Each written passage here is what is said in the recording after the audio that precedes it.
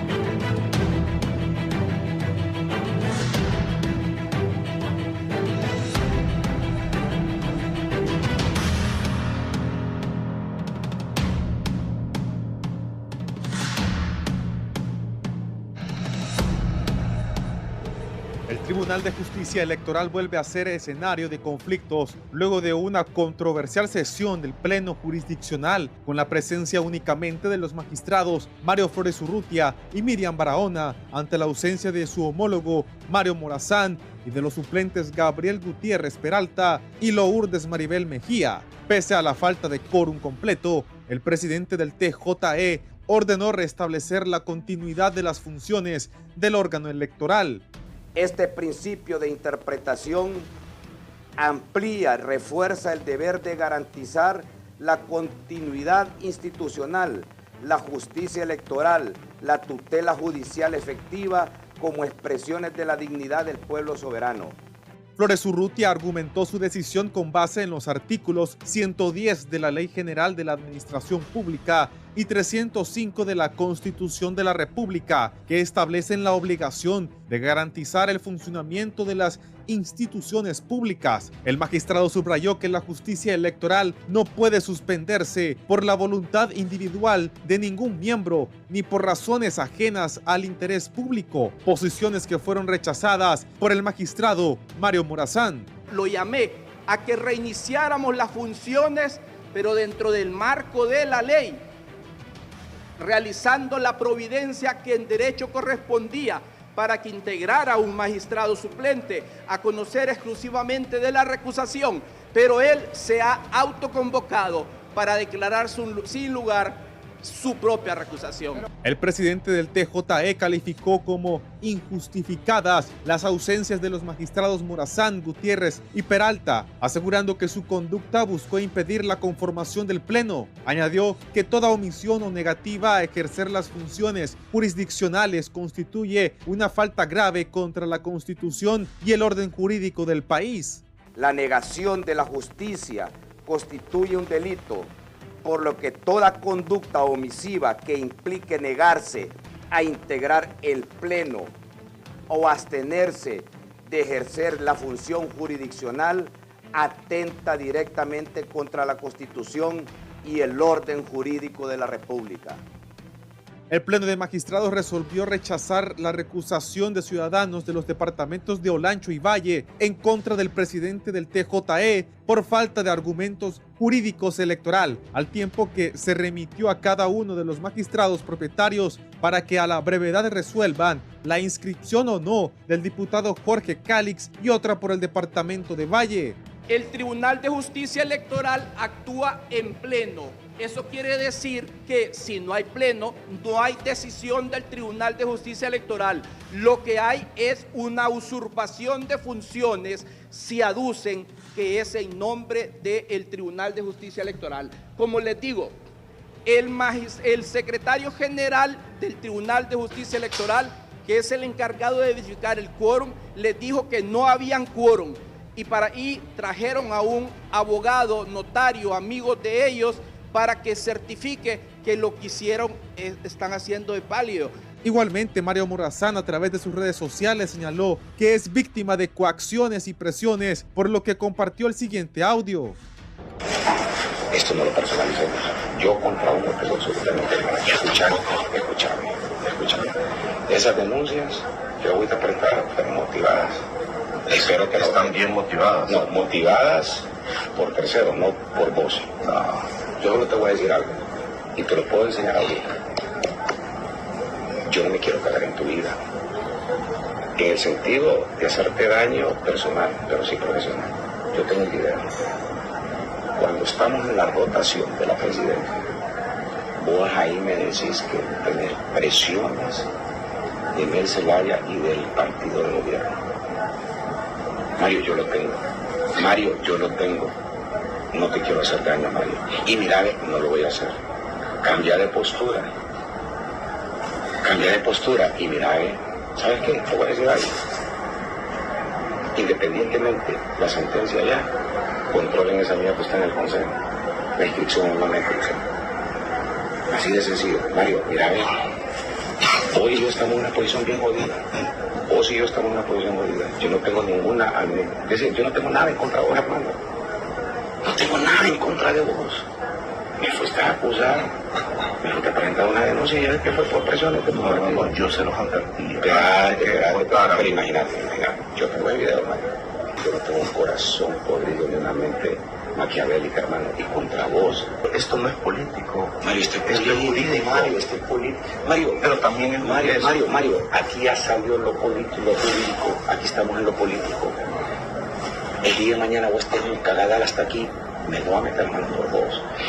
Mi partido no va a meter la mano por vos. La vida continúa. Y te lo vuelvo a repetir. Palabras sabias de mi tata, que yo lo tengo en el lomo. Y él me dijo, hijo, por ningún momento estoy allá a joder su sangre. Mario, y de mí, yo tengo el video, hermano. Más adelante te lo voy a enseñar. Yo ahí me cago en vos, Mario, me recago en vos, donde vos me decías ahí, puta, yo tengo presiones del partido de gobierno. Yo no he dicho eso. Mario, te lo juro. Mario, yo no te estoy... ¿Quieres que me hinque? Mario, te lo juro por la memoria de mi padre. Esto sucede en momentos en que en el Congreso Nacional se vive en estira y encoge. La oposición hizo una autoconvocatoria para este martes a las 3 de la tarde, pero el diputado Luis Redondo convocó a los jefes de bancada y junta directiva a reunión este martes, también a las 3 de la tarde, lo que supone un escenario del cual tienen acostumbrados los diputados, lo que supone un escenario confrontativo del cual ya nos tienen acostumbrados los diputados en esta legislatura, mencionan analistas.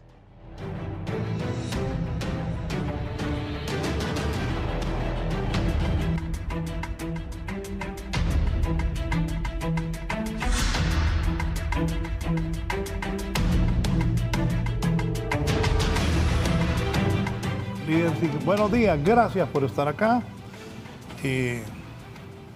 Bueno, siguen los problemas antes de las elecciones. Saludo aquí a don Edgardo Rodríguez. Bienvenido, Edgardo. Buenos días, don Raúl. Buenos días al licenciado Soto. Buenos días al pueblo hondureño. Nuevamente estamos en esta convocatoria que nos hace Raúl Valladares ante el pueblo hondureño a 33 días, creo. 33 días de esta contienda electoral histórica, muy importante. 32 días. Gracias por la invitación. Gracias. Está también aquí don Héctor Soto, bienvenido. Buenos días, don Raúl. Buenos días, Edgardo, y a todos los hondureños que nos ven. Un cordial saludo y muy interesado también por discutir estos temas políticos que cada vez se aceleran y el tiempo cada vez es más corto también. Sí. Y los pleitos se aceleran tanto en el Consejo Nacional Electoral entre los consejeros y también en el Tribunal de Justicia Electoral. Ahí vieron ese nuevo show, una grabación de que el del Partido Nacional está amenazando al de Libre, a Mario Morazán. Él lo denunció ayer en sus redes y puso un audio. Don Edgardo, comentarios sobre estos.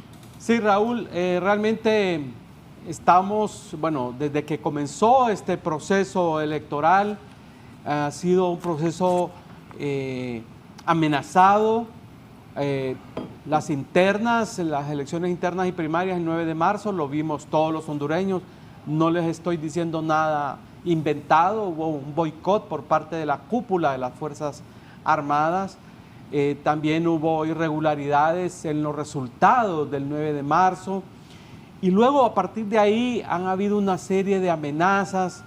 hubo un boicot en el Consejo Nacional Electoral por parte del representante del Partido Libre, el señor Marlon Ochoa, donde paralizó prácticamente por varias semanas el Consejo Electoral por no estar de acuerdo en lo que era la verificación en el proceso de transmisión de resultados.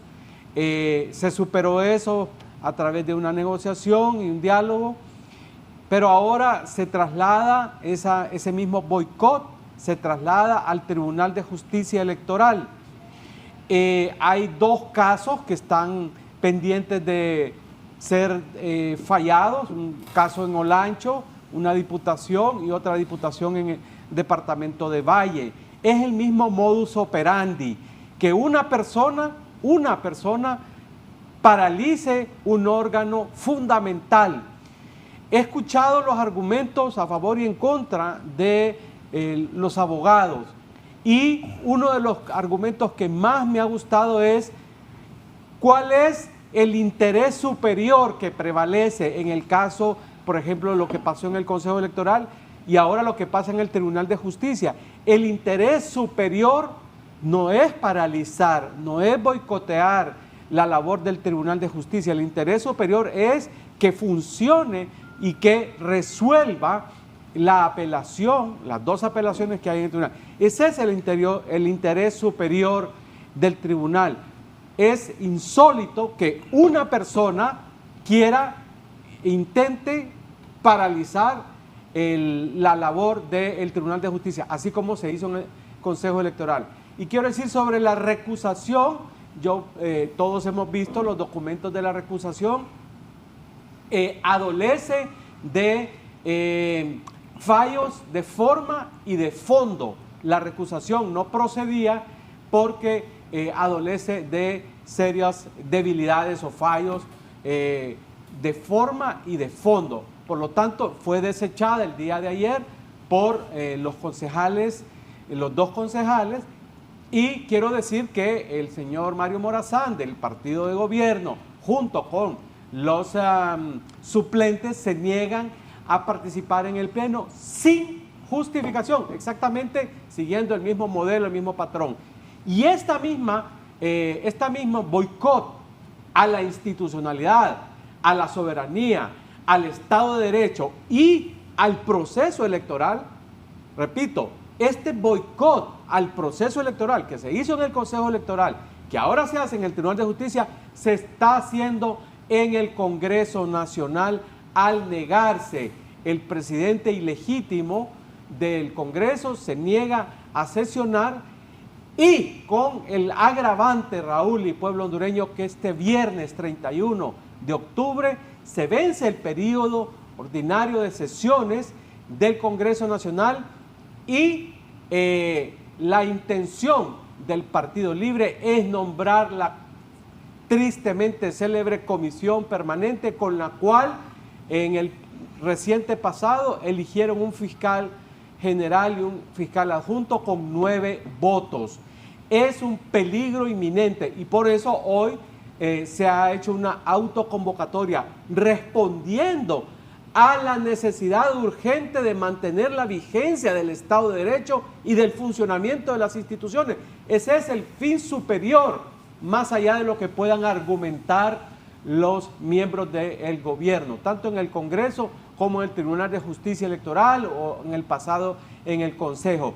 El bien superior es el funcionamiento del Estado de Derecho, el funcionamiento de las instituciones y el no retraso del calendario electoral. Por lo tanto, la autoconvocatoria está hecha en base al interés superior del país, que es que se prorrogue el periodo de sesiones del Congreso Nacional para impedir que se nombre una comisión permanente, y que a través de esa comisión permanente se nos imponga ilegalmente al pueblo hondureño decisiones que ya en el pasado nos impusieron. Por lo tanto, esa autoconvocatoria debe ser respaldada. Ya están confirmados los 43 diputados del Partido Nacional. No sé, y me preocupa que el Partido Liberal no lo voy a decir categóricamente porque no he visto una posición, no he visto una posición tajante, firme de la bancada del Partido Liberal, del Partido Salvador de Honduras, de decir que se van a sumar. Sí, he escuchado expresiones aisladas, pero yo quisiera ver hoy en la tarde a la bancada completa del Partido Liberal y la bancada completa del Partido Salvador de Honduras sumarse a la autoconvocatoria, que es legal. ¿Por qué es legal? ¿Por qué no es ilegal? ¿Por qué no es usurpación, como estaba diciendo el ilegal Luis Redondo? Es legal porque están velando por el interés superior, el interés. Imagínense ustedes que una persona que es el ilegal presidente del Congreso tiene paralizada un poder del Estado. Eso no se ha visto en ningún país del mundo. Una persona paralizar un poder del Estado. Lo mismo que hicieron en el Consejo Electoral y hoy están intentando hacer en el Tribunal de Justicia.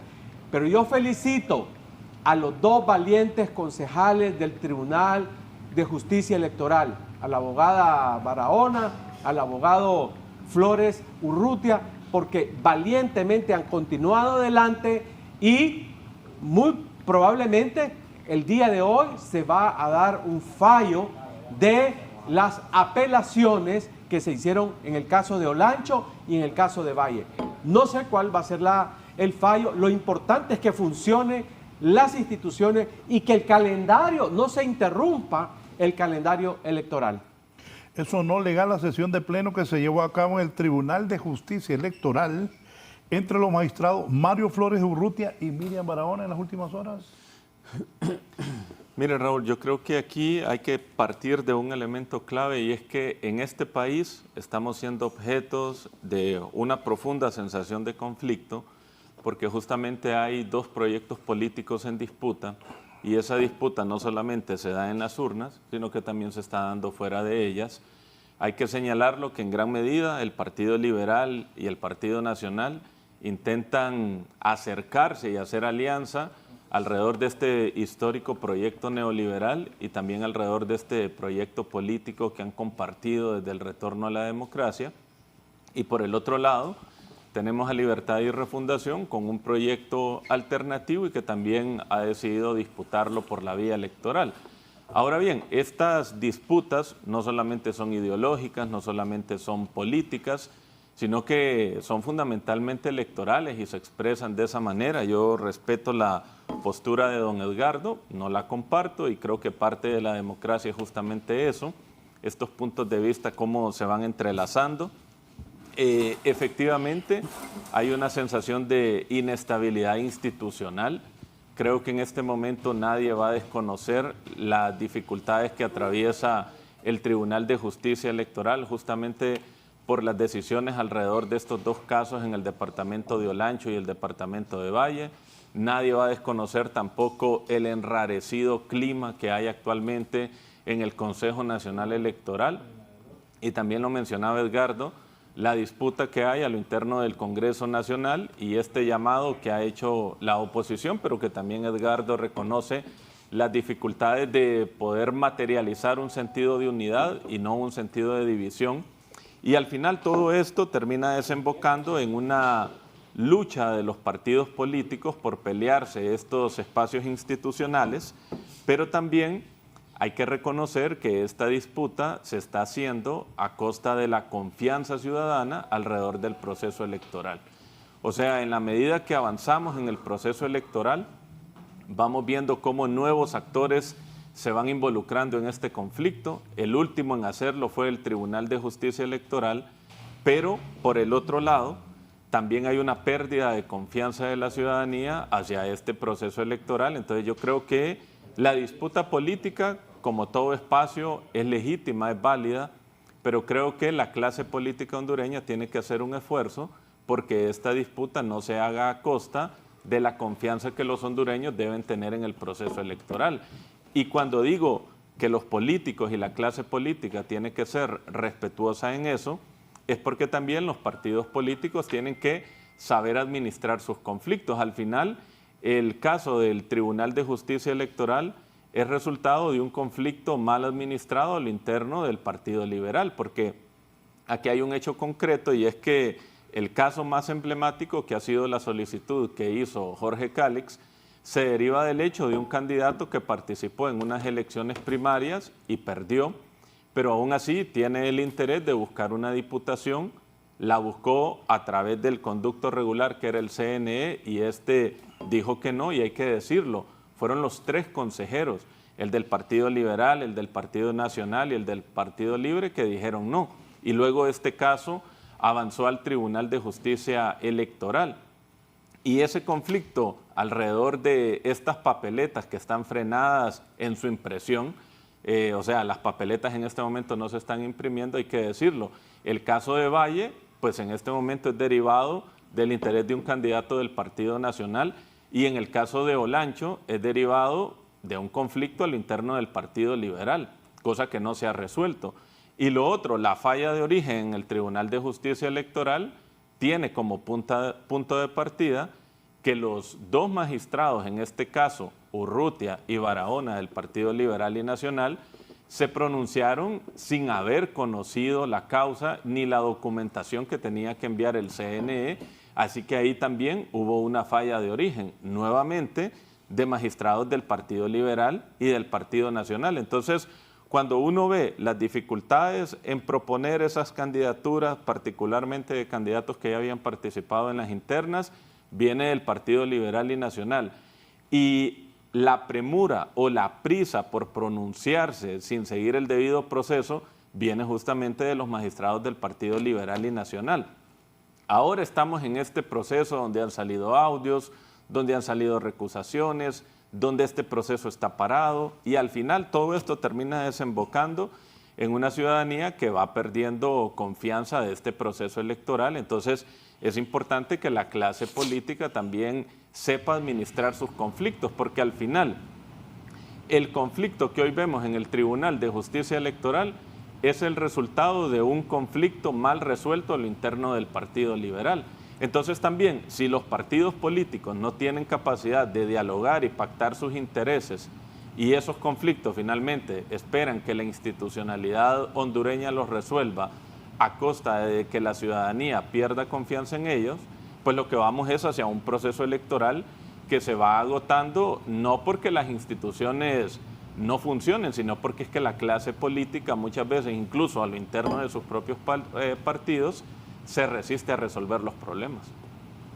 Bien, ya con nosotros don Luis León. Don Luis, ¿usted cómo ve este conflicto, tanto en el Tribunal de Justicia Electoral como en el Consejo Nacional Electoral? Buenos días, Raúl, gracias por la invitación. Un gusto también compartir con 2 buenos amigos. Definitivamente lo que yo veo, Raúl, en el marco de este conflicto, que a todas luces es político, no es un conflicto legal, no es un conflicto de gestión institucional, no es un conflicto de reglamentación y ejecución de procesos internos. Desde mi perspectiva es lastimoso. Primero porque hacen falta muy pocos días para un proceso electoral donde en un país serio nosotros deberíamos estar ya solo esperando la elección, ya solo esperando ir a votar y escoger a nuestros gobernantes y representantes. Pero la verdad es que estamos en un contexto donde toda esta conflictividad lo que genera es desconfianza, lo que genera, y Héctor lo sabe bien, genera abstención del voto. La gente se desanima en participar en proceso, y Rodríguez lo sabe, la gente dice ¿para qué voy a ir a votar? Si al final ahí van a hacer lo que ellos quieren. Ese criterio ciudadano de ya se sabe quién va a ganar, solo faltan las elecciones, cobra fuerza en estos contextos. Y yo creo que eso es lastimoso. Ahora, podemos tomar posiciones políticas alrededor de quién tiene la razón y quién no tiene la razón, y podemos defender y debatir alrededor de eso. En lo personal, yo creo que las leyes en Honduras están hechas para interpretarse, no están hechas para aplicarse, y que la ley misma, los legisladores que la hicieron, que son quienes lo van a implementar, dejaron ambigüedades. Todo esto viene en el TJE a raíz de esa solicitud de inscripción de Jorge Cálix, que a mi criterio la ley no da una salida clara a este problema. El artículo dice que nadie que participó en una primaria en un partido puede participar en una general en otro y en el mismo ciclo electoral. Si los legisladores no hubiesen querido dejar ese vacío, que es a propósito, lo hubiesen puesto ni en el mismo partido ni en otro, pero lo dejan sujeto a interpretación dependiendo de las coyunturas políticas. Si fuese alguien a quien sí se quiere inscribir, entonces seguramente, y el mismo ciclo electoral está hablando al derecho que nos da la Constitución de cambiar de partidos, pero ya había participado, se hubiese interpretado de esa manera. Lastimosamente no quedó claro, y esto lleva primero a cierto nivel de debate en el Consejo Electoral, ahora en el Tribunal de Justicia Electoral, que desde mi perspectiva el ejercicio de elegir y ser electo ya fue ejecutado por parte de Jorge Cálix en marzo, y que ya esto es ir fuera de los contextos, vaya, si estamos hablando de la ambigüedad de la ley, mínimamente aceptables en una democracia. Y yo creo que el Tribunal de Justicia Electoral hoy tiene un reto y es demostrar la capacidad de resolución de conflictos jurisdiccionales, porque yo no me quiero imaginar, Héctor, qué va a pasar con 3.000 impugnaciones a candidatos a diputados y con 100 impugnaciones a candidatos a alcaldes. Eso va a ser un dolor de cabeza en una institución que no está resolviendo. Y claro, hay algunos bemoles, no hay presupuesto aprobado, no hay capacidad humana, hace falta mucho recurso técnico para respaldar este tipo de trabajos, pero la realidad es que ellos están ahí y deben resolver. Y yo creo que es preocupante pensar que una institucionalidad a la cual se le dio toda la potestad jurídica de resolver y dirimir los conflictos electorales no tenga la capacidad. Y yo creo que ahí es donde debemos centrar el debate, si realmente nuestra institucionalidad tiene o no tiene la capacidad de resolver la gran dicotomía de la izquierda y la derecha, la gran dicotomía del centro, la gran dicotomía de la independencia ciudadana, porque al final ese es el llamado a ellos. Si lo vemos individualmente, yo creo que el magistrado Morazán tiene ciertas razones que lo respaldan, y es el hecho de que si él ya ha entendido de que se va a hacer una resolución ilegal, él está tratando de oponerse a que esa resolución ilegal se aplique. No obstante, hay que decirlo, eso no se resuelve en medios de comunicación. Eso que se vio días anteriores es bochornoso. Bueno, ayer sacaron un audio. Sacaron un audio, es bochornoso. Y lo mismo está pasando en el Consejo Electoral. Están resolviendo públicamente y metiéndonos a todos en un debate que deberían resolver ellos internamente con la votación. Hoy miraba un TikTok que están alterados ahí, la abogada José López y Marlon Ochoa, un montón de gente ahí. Ese es el ambiente que hay en el Consejo Nacional Electoral y en el Tribunal de Justicia Electoral. Y cuando el Consejo Electoral tenga que dar un corte preliminar 3 horas después con esos pleitos, ¿les vamos a creer? Es que ese es el problema. Habrá credibilidad de ese resultado. El pueblo dirá, ah, sí, los resultados son correctos, la institucionalidad trabaja bien. Cuando haya que resolver los conflictos, yo he escuchado a una ex magistrada suplente, Karen Guandique, decir, ¿y qué tal que el Tribunal de Justicia Electoral tenga que resolver el tema de la presidencia a través de un proceso jurisdiccional? Y le vamos a creer. El problema aquí es que la institucionalidad no ha creado la credibilidad ciudadana, ni la credibilidad en los propios políticos. A ver, la política, Raúl, es un arte donde a ciertos niveles hay que mantener palabra y confiar. Si usted hace una negociación, usted da por hecho que la negociación se cumple bajo los acuerdos políticos. Pero si ni los mismos políticos están confiando en su propio entorno político, la crisis se va a agravar. Y yo concluyo con esto. La realidad, Raúl, es que a mí no me está preocupando el día de la elección. En Honduras va a haber elecciones. Bien hechas o mal hechas van a haber elecciones. Lo que me preocupa es el 1 de diciembre. Lo que va a pasar al día siguiente. Exactamente. De una noche donde el Consejo Electoral no nos dé resultados certeros y confiables, donde... Le digo algo. Antes de que entráramos al aire, se lo dije yo, Ricardo. Sí. Sí, es que el problema es el 1 de diciembre. Ahí está el Candidatos declarándose ganadores, encuestas Los tres. ¿Los tres? Así que... Así lo dijo, los tres partidos saliendo a la calle. A la calle, a decir que ganaron. Los tres se van a declarar ganadores. Las encuestas de boca de urna, dependiendo de la posición de cada medio de comunicación, va a respaldar el gane de X, Y o Z candidato. La observación, que aunque se ha tratado de controlar su opinión, va a opinar, y la observación va a jugar un rol también de lo que vio. Yo creo que vienen días complejos. Que somos catastróficos, no. Creo que todavía hay un mes para que el Consejo Electoral y el Tribunal de Justicia se sienten maduramente, con cerebro aplomado y que empiecen a dar un poco de sensación de orden. Porque la realidad es que la noche de la elección no es el problema, es el siguiente día y los siguientes 15, 20 días después de la elección, mientras el Consejo Electoral decida dar un resultado final. Y mire, Rodríguez, aquí el problema es que la doble verificación es hasta el siguiente día. O sea que el conteo real empieza el 1 de diciembre y mientras eso pase, ¿qué va a estar pasando a nivel político? Y eso es preocupante. Bien, permítanme.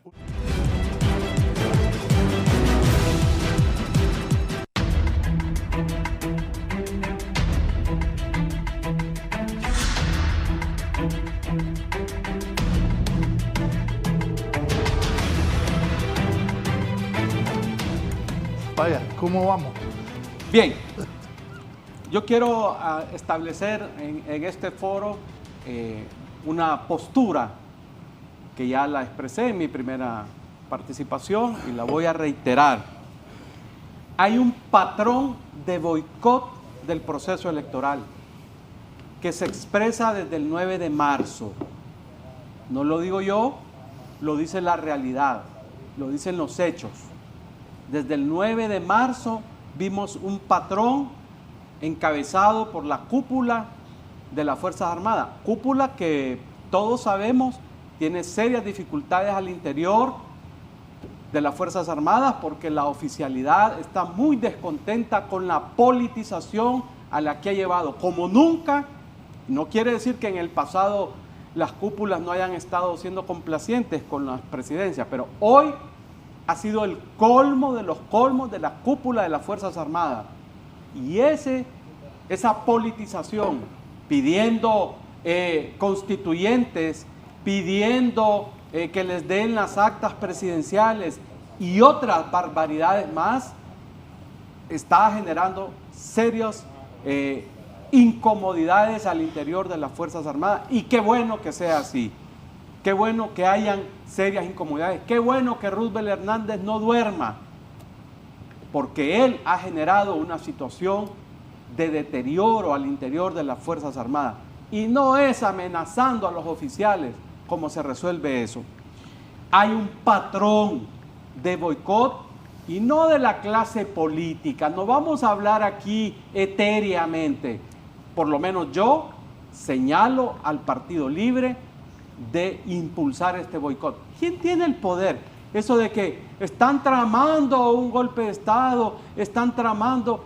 Quien trama, eso es el que tiene el poder. Y quien tiene el poder en este momento es el Partido Libre. Es ese partido el que desde el 9 de marzo está dando muestras de boicot. No es, aquí no metamos en la bolsa los tres partidos. Hay un partido que está boicoteando. Fue ese partido el que le ordenó a Marlon Ochoa que boicoteara las reuniones, las sesiones y los plenos del Consejo Nacional Electoral. Es ese partido, un partido, el que ha ordenado el boicot en el Tribunal de Justicia Electoral sin argumentos, porque el señor Mario Morazán no ha puesto ningún argumento para no presentarse a las sesiones del Pleno, ninguno. Tampoco los suplentes han presentado una excusa válida para no participar, y es su obligación, les guste o no les guste la apelación que presentó el señor Jorge Calix, que aquí no me quiero referir al tema de forma, porque ese es otro dinero, ese es otro pisto. Aquí el punto es que las instituciones están siendo boicoteadas por el partido de gobierno. ¿Quién boicotea? ¿Quién tiene paralizado el Congreso Nacional? ¿Quién no convoca las sesiones del Pleno del Congreso? No me digan que es la clase política, por favor. Es el Partido Libertad y Refundación el que está boicoteando las instituciones, el proceso electoral, el que quiere paralizar. ¿Con qué fin? ¿Con qué propósito lo hace? Eso se los dejo de tarea a ustedes. Pero no me digan que es la clase política, así de manera etérea. No me digan que son los tres partidos. Tiene nombre y apellido. Quien no se presentó a las sesiones del Pleno en el Consejo Nacional Electoral, quien no se presentó a las sesiones del Pleno sin justificación del Tribunal de Justicia Electoral y quien no convoca las sesiones del Congreso Nacional tiene nombre y apellido. Y voy a decir una cosa, pensando algo que decía correctamente Raúl. Hoy, martes, muy probablemente va a fallar el Tribunal de Justicia Electoral haciendo prevalecer los principios que establece la Constitución de la República, el bien supremo. El bien supremo no es el boicot, no es la paralización del Tribunal de Justicia Electoral. El bien supremo es que funcione la institución llamada Tribunal de Justicia Electoral. El bien supremo es el Estado de Derecho. El bien supremo es que no se paralice el calendario electoral en Olancho y en Valle. Ese es el bien supremo. Ningún argumento en contra de eso está por encima de lo que les estoy diciendo. Y eso está establecido en la Constitución, en la ley del Tribunal de Justicia y demás leyes. Y el precedente que va a sentar el Tribunal de Justicia es fundamental, porque eso de que una persona paralice los órganos electorales o el Congreso Nacional es ilegal, es inconstitucional. Entonces, y aquí voy a lo que decía Raúl, ¿qué va a pasar el 30 de noviembre si Marlon Ochoa, si gana el Partido Liberal o gana el Partido Nacional? No lo sé. Se niegue a salir con las dos consejeras a dar el primer corte de los resultados. Esto que va a hacer hoy probablemente el Tribunal de Justicia va a ser fundamental. Van a sentar jurisprudencia y van a cerrar de una vez por todas ese boicot que ha hecho el Partido Libre, porque dos personas pueden tomar la decisión, son mayoría, pero además están actuando en función de la Constitución, en función del Estado de Derecho, en función de la democracia, en función del respeto a la soberanía que se les ha delegado a estos representantes del Tribunal de Justicia, igual que el Consejo Nacional Electoral. Entonces, lo que va a hacer el Tribunal de Justicia, haga lo que haga el Ministerio Público, porque esta es otra cosa. Probablemente Mario Morazán ya habló con el señor Zelaya del Ministerio Público para amenazarlo.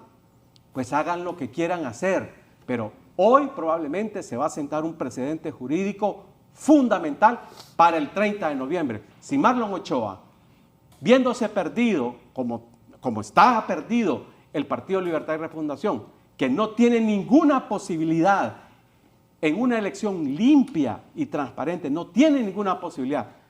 Si no quiere salir, que no salga a dar la declaratoria del primer corte la noche del 30 de noviembre, que salgan las dos consejeras, Ana Paola Hall y José López. Este es un precedente jurídico muy importante que va a sentar, fundamentado en todo el aparataje jurídico que hay en el país. Va a fallar el Tribunal de Justicia Electoral. ¿A favor o en contra? No lo sé. Lo importante aquí es que las instituciones funcionen y que se rompa el boicot que ha hecho un partido, que es el partido de gobierno. Y sí. yo me pregunto, ¿y si es José López la que no quiere salir a dar resultado? Es que aquí el tema es que, perdón Raúl que me metí, pero sí siento que es cierto, hay intereses políticos. Cuando se eliminó el Tribunal Supremo Electoral, se suponía que este Consejo Electoral iba a ser mejor, ¿no? Nos ha salido el tiro por la culata. Igual con el Tribunal de Justicia Electoral. Ah, porque ahí hay un elemento, es la politización de los órganos. Exactamente. Digamos, eso hay que romperlo. En aquellos tiempos, y tienes razón, Edgardo, el tema es que en aquellos tiempos, si bien eran representantes de partidos, no eran militantes abiertamente. Exacto. Ahora es una militancia descarada. Y el sistema legal ha hecho que esto sea imposible controlarlo. Mira, Héctor, te dicen de que un consejero te lo nombra el Congreso Nacional de la República. También la ley te dice que ningún consejero puede activar directamente en un partido político, pero si activa, no lo puedes quitar a menos que renuncie o se muera. O sea, básicamente te atan las manos en la ley para que haya activismo político de manera directa. Yo creo que lo primero que hay que pensar en el mediano plazo es independizar las instituciones. Claramente hay un debate entre Libertad y Refundación y los partidos antagónicos, y ese debate se ha trasladado al interior del Consejo Electoral y Tribunal de Justicia. Pero también los amarres legales no van a permitir que pase lo que usted dice, Edgardo, porque la conformación del Pleno debe ser por 3, por excusa y en el caso de excusa debe nombrarse un suplente. Entonces, y no quieren participar los suplentes. Exacto, entonces la sesión de pleno el día de la elección... No se puede paralizar la institución, en ese contexto, pero es que la tienen paralizada. Por eso, pero hay que romper la parálisis. Seamos francos. Y es lo que va a suceder hoy. Seamos francos, 30 días para una elección y todavía no hay simulacros, todavía estamos imprimiendo papeletas, hasta ayer contratamos hay internet. Un boicot, o sea, la institución está paralizada. Porque hay un boicot. Hay un boicot, pues probablemente que sí, pero la institución está paralizada. O sea, quien no vea la institución bajo el contexto del parálisis, sino bajo el contexto del boicot, lo que no está viendo es que la institución no está lista para la elección. Entonces, ya debería estar montado el centro de cómputo, todavía están en ese proceso, ya deberían de estar haciendo pruebas de transmisión. No se está haciendo. O sea, a mí lo que me preocupa, más allá de si Libre tiene la razón, que yo he dicho muchas veces, Raúl, en este programa, no hay verdades absolutas ni mentiras totales. Libre tiene mucha verdad en lo que dice, al igual que lo puede tener el Partido Nacional y Liberal. Pero el hecho para mí es simple, es el país. Hoy el proceso electoral no está listo, la gente se está decepcionando y eso genera votación minoritaria. La proyección ha sido 60% del padrón electoral. A estas alturas yo creo que sería importante volver a valorarlo porque probablemente sea menos. La gente se está desanimando ante este desorden. Licenciado Soto. Sí, yo escucho a Edgardo y le entiendo sus preocupaciones, pero creo que no tienen mayor sustento y creo que es importante también a los hondureños que madrugan y que están pensando en sus hijos, en el trabajo, en la familia, también ser bastante prudentes y objetivos con lo que está pasando, ¿no? Efectivamente hay 3 partidos que se están disputando la presidencia. Hay un partido liberal que recuperó esa sensación de volver a ser competitivo en esta disputa y eso es lo que hoy nos plantea estos 3 partidos, pero claramente esa disputa se da desde las instituciones y ahí pues obviamente hay elementos que toca matizar porque si no empezamos a caer en algunas imprecisiones que me parece que hay que manejarlas con cuidado, ¿no? Por ejemplo, el tema de las Fuerzas Armadas. Se ha cuestionado mucho la solicitud que ha hecho el jefe de las Fuerzas Armadas para tener acceso a la información de los resultados. Pero yo también me pregunto, bueno, ¿dónde estuvieron esas voces que no fueron críticas cuando la Embajada de los Estados Unidos pidió lo mismo y se le dio? ¿O dónde están esas voces críticas cuando la empresa privada pidió lo mismo y se les dio? Entonces, al final, lo que aquí se está planteando es un tema político y es un tema también de ética política. En este momento hay un cuestionamiento a que las Fuerzas Armadas pidan conocer los resultados electorales, pero ¿por qué no se hizo ese cuestionamiento cuando una embajada extranjera también lo pedía? ¿Por qué no se hizo ese cuestionamiento cuando sectores del brazo político de la empresa privada también lo pedían? O sea, lo que se está pidiendo es acceso a la información para poder verla, para hacer veeduría. Finalmente, este proceso, en estricto sentido, primero se tiene que presentar al CNE y segundo, el CNE, donde están representadas las 3 fuerzas políticas, dirán si finalmente eso procede o no procede, porque ese es el flujo en el que eso se tiene que resolver, pero ahí hay una dimensión ética donde podemos ver un sentido de conveniencia, ¿no? Cuestionamos cuando algo se pide y no nos resulta afín, pero guardamos silencio cuando en términos de soberanía incluso hemos sido mucho más laxos y me parece que eso es una reflexión que hay que colocar ahí. Respecto al boicot del CNE, yo creo que ahí también hay matices y hay que verlo, porque finalmente el punto de fondo que generó la parálisis institucional del CNE era el flujo de información del TREP, con intervención humana o sin intervención humana. Y al final, ¿qué terminó pasando? Las 2 cosas. Y con el consenso de los 3 consejeros. ¿Qué acordaron los 3 consejeros? Que primero se iba a recibir esa información sin intervención humana y que posteriormente se iba a revisar. Y eso lo aprobaron por unanimidad los 3 consejeros. Entonces, finalmente fue un conflicto donde los 3 se manifestaron y resolvieron eso por unanimidad. Entonces, claro, es la naturaleza de los conflictos. Eso no lo vamos a negar, pero finalmente se dio de esa manera. El tema del TREP también fue aprobado por unanimidad, se le dio a una empresa, MSA, y los 3 consejeros votaron a favor de esa empresa, quedó fuera Smartmatic. Creo que eso ayudó mucho a quitar esa sensación de temor que había, y eso lo aprobaron los 3 consejeros. En el tema de la biometría, lo aprobaron los 3 consejeros. El reglamento de observación electoral, lo aprobaron los 3 consejeros. Y de las más de 73 organizaciones acreditadas para hacer observación electoral, la inmensa mayoría la aprobaron los 3 consejeros. Entonces, esa sensación de boicot en el CNE, no sé si esa palabra refleja realmente la tensión que hay en el CNE o la naturaleza del conflicto que estamos viendo. En todo caso, lo que sí es cierto es que los consejeros del CNE, los 3, están obligados. No es porque ellos quieran o no quieran, es una obligación con la democracia hondureña, 3 horas después de cerradas las urnas, salir a dar el primer resultado. Yo creo que no es un tema caprichoso de si quiero o no quiero, creo que es un tema de obligación democrática hacerlo. Y lo otro es que afirmar que ya un consejero no se va a presentar, bueno, yo respeto esa posición, pero no la comparto. Yo creo que, por el contrario, hay que hacer un llamado a la ciudadanía y a la clase política a que sea responsable, y yo confío que los 3 consejeros, por el bien de nuestra democracia, van a salir a mostrar esos resultados, y ojalá que toda la arquitectura que está detrás de ellos, funcionarios, empleados, empresas, hagan su trabajo y lo hagan bien, pues, porque también no podemos esperar que todo recaiga en la lógica de que es lo que los consejeros digan o no digan. Atrás también hay muchos actores con igual o mayor responsabilidad que los consejeros. O sea, los consejeros no manejan el TREP, eso lo maneja una empresa privada, y esperamos que lo hagan bien. Los consejeros no agarran las maletas y las empiezan a llevar a los centros de votación. Esperamos que las firmas a las que contraten para hacer eso lo hagan bien. Los consejeros no se ponen a imprimir las papeletas, se adjudican a unas empresas y esperamos que lo hagan bien. O sea, hay que insistir. La responsabilidad democrática para que estas elecciones funcionen están visiblemente en la cabeza y el liderazgo de los consejeros, pero hay muchos actores privados y públicos que son los responsables también para que estas elecciones funcionen.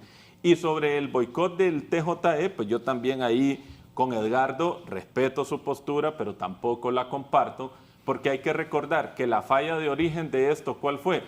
Que 2 de los magistrados, Urrutia y Barahona, tomaron una decisión sin conocer ni esperar que llegara la documentación del CNE donde se reflejaba el caso. O sea, en otras palabras, es como si a alguien lo estuvieran acusando de un delito y sin evidencias dijeran que es culpable. ¿Quién es el que pone la falla original para que se deteriore esta relación? No es el consejero del Partido Libertad y Refundación, ni el magistrado del Partido Libertad y Refundación. Fue el afán y la prisa de los magistrados del Partido Liberal y Nacional que abren la puerta para este entrampamiento institucional que estamos viendo. Pero en todo caso, estas sensaciones, que me parece que finalmente en una democracia uno tiene que respetar todas las voces, también que tenemos que darle un sentido de objetividad, porque finalmente lo que queremos es que no pase lo que aquí estamos diciendo. O sea, acá tenemos un gran desafío: o tenemos elecciones cortas o tenemos elecciones largas.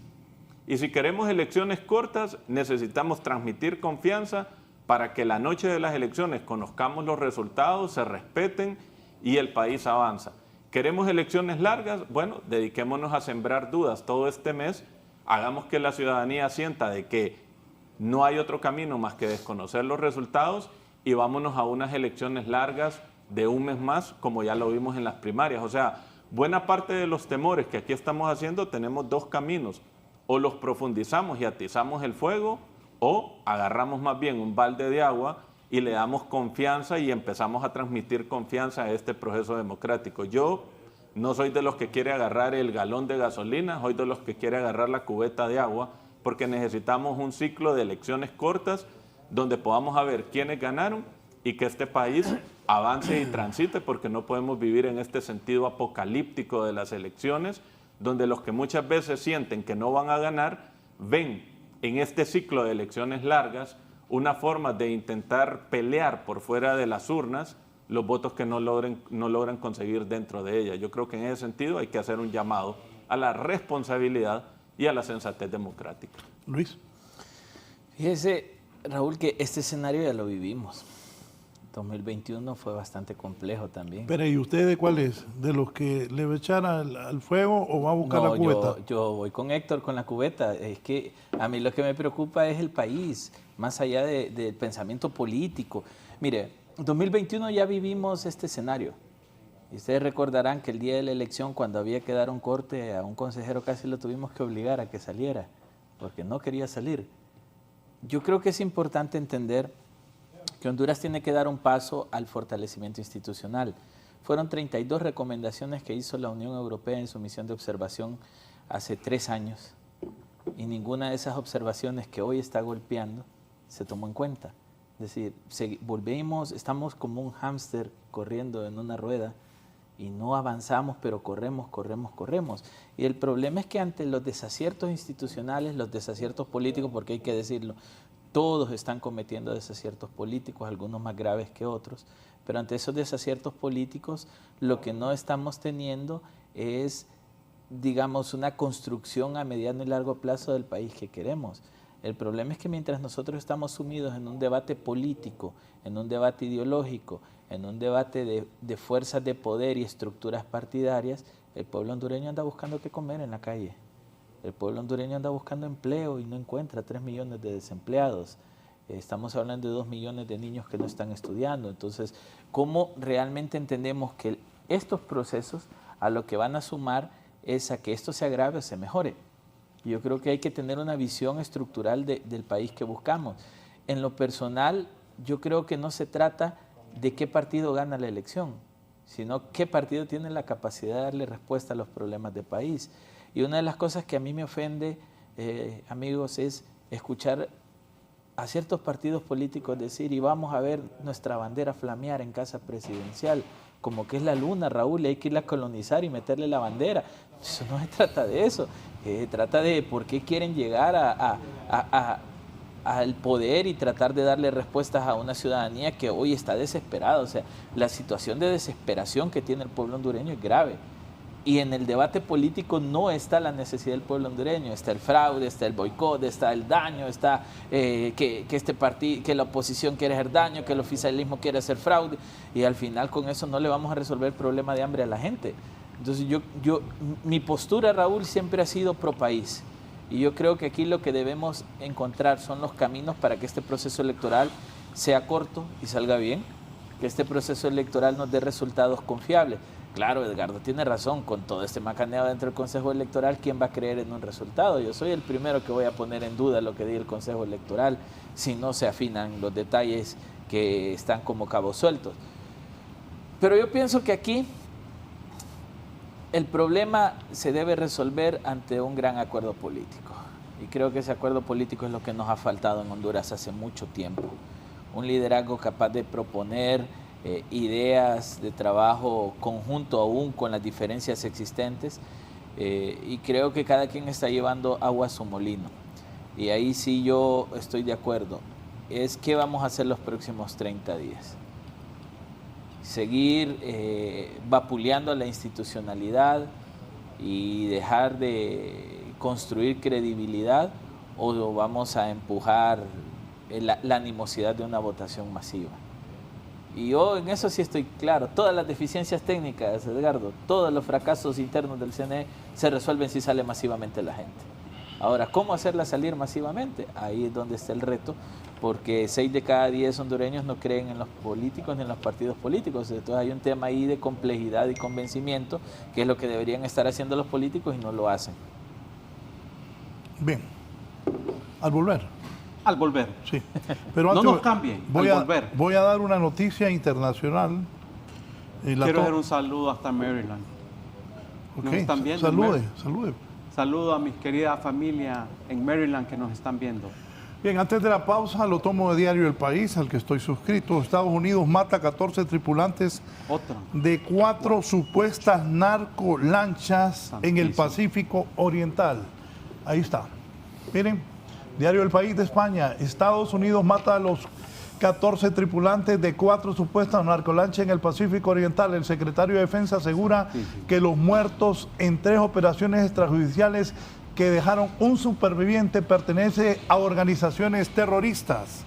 Voy a irles dando lectura. El secretario de Defensa Pete Hegseth anunció este martes en su cuenta en la red social X que el ejército estadounidense había lanzado el lunes 3 ataques extrajudiciales contra 4 embarcaciones en el Pacífico Oriental. Afirmó sin aportar pruebas que estas transportaban drogas y que sus 14 tripulantes asesinados en la operación pertenecían a organizaciones terroristas designadas. Tampoco dijo cuáles eran esas organizaciones. 8 narcoterroristas varones se encontraban a bordo de la embarcación durante el primer ataque, escribió Hegseth en X. 4 narcoterroristas varones se encontraban a bordo durante el segundo ataque. 3 narcoterroristas hombres se encontraban, suban eso, durante el tercer ataque. Un total de 14 narcoterroristas murieron durante los 3 ataques con un sobreviviente. Todos los ataques se llevaron a cabo en aguas internacionales y no hubo heridos entre las fuerzas estadounidenses. Ahí está lo que pone el ministro y que hemos dado lectura. Si podés abrir el correcto, el X, correcto, para ver la... Y súbanlo para que se pueda ver el video. Sobre el superviviente, el secretario de Estados Unidos afirmó que el Comando Sur de Estados Unidos inició de inmediato protocolos estándar de búsqueda y rescate. Las autoridades SAR mexicanas aceptaron el caso y asumieron la responsabilidad de coordinar el rescate. Hegseth concluyó su mensaje con una advertencia. El departamento ha dedicado más de 2 décadas a defender otras patrias. Ahora defendemos las nuestras. Estos narcoterroristas han matado más estadounidenses que Al Qaeda y recibirán el mismo trato.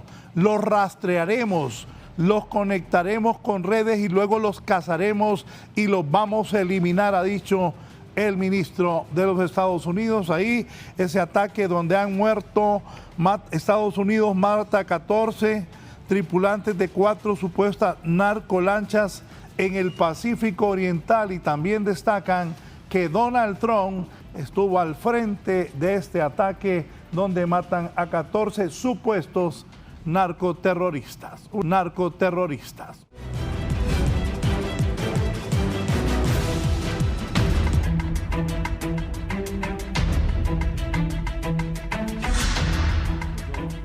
¿Sí va usted? Diga.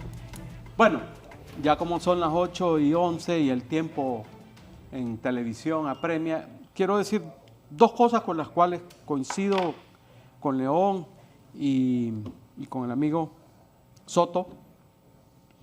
Primero con Luis, el tema del voto masivo. No hay que dejarse asustar por lo que está sucediendo. Hay un intento de boicot del proceso, sí lo hay.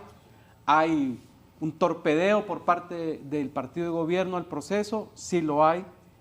Pero por encima de eso debemos ir masivamente a votar. Esto lo están diciendo distintos sectores de sociedad civil. Hay que ir a votar masivamente. Hay que hablar con la gente. Usted que nos está viendo esta mañana, no se deje preocupar del todo por lo que estamos diciendo, porque tenemos que decirlo, que hay amenazas, las hay, no las podemos ocultar. Por lo menos yo no las voy a ocultar. Pero hay que hablar con la gente para que vaya masivamente a votar en todo el país. Esa es la mejor vacuna contra cualquier intento perverso que alguien quiera hacer, no voy a decir quién, pero que alguien quiera hacer un intento perverso de tergiversar la voluntad popular, se neutraliza con un voto masivo. Por un lado. Por otro lado, otra cosa que también coincido con Luis es todo este relajo se debe a la politización de las instituciones fundamentales del Estado. Lo vengo diciendo desde hace 20 años. Los partidos históricos, los partidos tradicionales o el bipartidismo, como le gusta decir a los de Libre, han caído en su propia trampa. Ellos promovieron esta politización de todas las instituciones, Corte Suprema, órganos electorales, Ministerio Público. Todo esto está corrompido por el cáncer de la política partidista. Política partidista, porque la política en general no es culpable. Esto es la politización partidista de los órganos fundamentales del Estado. Esta es una tarea pendiente que tal vez algún día llegara algún estadista en Honduras que promueva la reforma profunda de la integración de estas instituciones. Esta es una tarea que hay que tenerla ahí en el tintero. Y en tercer lugar, decir, ¿a quién le beneficia? Pregúntense ustedes en sus casas, ¿a quién le beneficia el boicot que se ha hecho a las elecciones primarias primero, luego al Consejo Nacional Electoral, hoy al Tribunal de Justicia Electoral, a las sesiones del Congreso Nacional para instaurar una comisión permanente que tome de manera ilegal las decisiones? ¿A quién le beneficia? ¿A quién le beneficia esta parálisis, este boicot? ¿A quién le beneficia? Pregúntense ustedes eso y van a tener la respuesta. No se las doy yo porque van a decir que yo estoy sesgado. Pregúntense ustedes, ¿a quién le beneficia todo este boicot, toda esta parálisis de las instituciones? Y por último, por si ya tienen que irse a trabajar, decirle a la bancada del Partido Liberal, a la bancada del Partido Salvador de Honduras, déjense de ambigüedades, autoconvóquense, vayan hoy a las 3 de la tarde al Congreso Nacional y autoconvóquense. Me preocupa esa actitud de la bancada del Partido Liberal, que en los medios de comunicación dicen una cosa, pero en la práctica concreta hacen otra. Lo mismo los del Partido Salvador de Honduras. Dicen una cosa en los foros, pero en la práctica hacen otra. No siempre son coherentes. Y hoy se necesita que rompa, así como en el Tribunal de Justicia Electoral, hoy se va a sentar un precedente jurídico muy importante para las elecciones del 30 de noviembre, también hay que sentar un precedente en el Congreso Nacional. Vuelvo y repito, más allá de los argumentos del ilegal Luis Redondo, más allá de sus argumentos espurios, está el interés general del Estado de Derecho, de la soberanía y del funcionamiento de las instituciones. El interés general no está por encima de cualquier argumento espurio de Luis Redondo o de Mario Morazán o de Ochoa en el Consejo Nacional Electoral. Y el interés general, el interés del Estado, el interés de la democracia es que funcionen, no es tener paralizado el Congreso Nacional. Ojalá los diputados del Partido Liberal y del Partido Salvador de Honduras se dejen de decir una cosa y hacer otra diferente. Vayan a la autoconvocatoria sin miedo, porque el Estado de Derecho, la Constitución y las leyes les asisten y les da la razón. Soto. Sí, yo creo que es importante sumarnos a esa sensación de tranquilidad. Es importante sumarnos a una sensación de responsabilidad política. Y yo insisto, al final todos los hondureños tienen un balde con agua o un galón de gasolina. Solo algo. Marco Alistame, vamos a poner un poco lo que dijo don Luis Redondo sobre esto que habla Edgardo, de la autoconvocatoria. Ayer vi a Carlos Umaña pidiendo a la policía y a los militares que resguardaran seguridad, que resguardaran a los que van a participar en esa autoconvocatoria. Dijo Luis Redondo esto. Desde la presidencia y la Junta Directiva del Congreso Nacional del Pueblo, continuamos arduamente buscando consensuar con los partidos políticos de oposición una agenda común para el beneficio del pueblo hondureño. Sin embargo, hasta este momento, la oposición nos ha manifestado en reuniones de junta directiva y jefes de bancada que consultarían la agenda con cada una de sus bancadas de los diferentes partidos políticos. Sin embargo, mientras esperamos respuesta, un grupo de congresistas han afirmado falsamente que la Junta Directiva y este Congreso Nacional están impidiendo la celebración de las sesiones en estas instalaciones. Pero eso es totalmente falso, puesto que es de conocimiento público y notorio todo el esfuerzo que se ha hecho por parte de la Presidencia y de la Junta Directiva del Congreso Nacional para tratar de llegar a los consensos con los diferentes jefes de bancada de los partidos políticos, tanto con reuniones públicamente que hemos realizado, donde hemos dado a conocer la agenda legislativa, hemos enviado los dictámenes y los proyectos urgentes a cada uno de los congresistas. Hemos realizado debates, discusiones, entre muchas acciones para buscar los consensos necesarios. Esto ha sido público y difundido por los medios de comunicación y en las redes sociales. Por lo que el pueblo hondureño debe saber que la autoconvocatoria realizada por los grupos de poder económicos y políticos por medio de un grupo de congresistas que se encuentran a su disposición para celebrar una sesión extraordinaria no cumplen con los requisitos constitucionales establecidos en el artículo 191 de la Constitución de la República. Y al no cumplir con estos requisitos que establece claramente la Constitución, la autoconvocatoria carece de legalidad constitucional, por lo que todo este intento de usurpar y suplantar las funciones de la Presidencia y de la Junta Directiva de este Congreso Nacional incurren en responsabilidad criminal, en delitos contra la nación como el delito de traición a la patria, que son de carácter imprescriptibles, establecido en el artículo 2 de la Constitución y el artículo 555 del Código Penal. Delitos contra la Constitución como la sedición, establecidos en el artículo 535 del Código Penal. Delitos de perturbación ilícita al funcionamiento de las instituciones, establecidos en el artículo 541 del Código Penal. Delitos contra la paz y la seguridad exterior de la nación, establecidos en el artículo 564 del Código Penal. Delitos de abuso de autoridad y violación de los deberes de los funcionarios, establecidos en el artículo 499 del Código Penal. Delitos de desórdenes públicos, establecidos en los artículos 573, 574 del Código Penal, entre otros delitos. Héctor.